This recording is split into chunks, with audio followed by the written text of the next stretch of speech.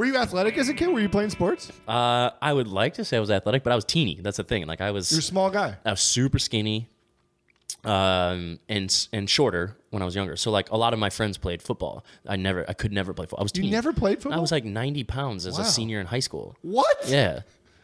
I was That is teeny. Yeah, I was little. I didn't When grow. did you grow? I didn't. So I was. I mean, if you just Google Ryan Kelley skinny. I've seen your little, no, I'm saying little like baby pics. Yeah, but some of those pictures are like Even when I your was Wikipedia page. But some of those pictures are like when I was 24. Smaller. You know, so people be like, "You were 24 in that?" I'm like, "Yeah." I didn't really put on size until 25, and that's when Teen Wolf really is the reason why. So I played a heroin addict before Teen Wolf. So talk about and then on Teen Wolf they wanted me as big as possible. So I went, so I was also, I mean, it was just a full-time job. Like it sucked. I was trying to get to 10,000 calories a day in food. Wow. Yeah. Pasta? Meat, mostly like vegetables and dry meat. Like that's the thing. Like just plain, you're just crushing. Boring food. And then, and weight gainer shakes, weight gainer bar. Like it's just terrible. Do they, wait, sorry. We'll jump ahead now. We'll come back though. When they give you that role and you're that small, they just assume you can get bulky enough? No. So I did a film called Prayers for Bobby where Russell was the director, Russell McKay. Okay. And he's also a part of Teen Wolf. So I had already a connection with Teen Wolf when it first started, and I auditioned for the role of Scott, which is the lead main character. Gotcha. And Scott was supposed to be tall, dark, and handsome. I'm not really like, as Tyler Posey's who ended up getting in perfect for the role, obviously. Yeah. And I was also a twig, so they're just like, can you put on? I don't know, at the time they were like 20 pounds or 15 pounds, and they were kind of friends at that point. So I was like, no, I mean, I can try my best, but probably not in the short amount of time you guys want. And I also wasn't right for the role. So I knew that I had a connection with Teen Wolf, and they had mentioned like, hey, there's going to be some roles coming up. Start putting on weight. So I did. And I auditioned for the second season for the role of Isaac, and I auditioned a bunch of times. And Daniel Sharman got that, and rightfully so. He's much better. Kid is super charming.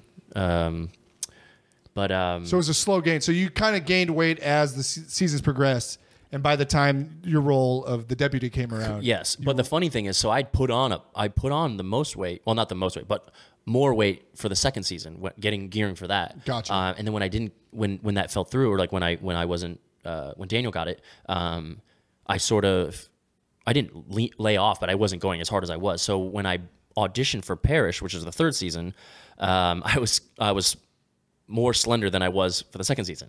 And the funny thing is they'd always given me warnings. So then when I auditioned, I was like, well, how long do I have until filming? And they're like, you start Monday, and I auditioned on Friday. Oh, geez. And I was like, oh.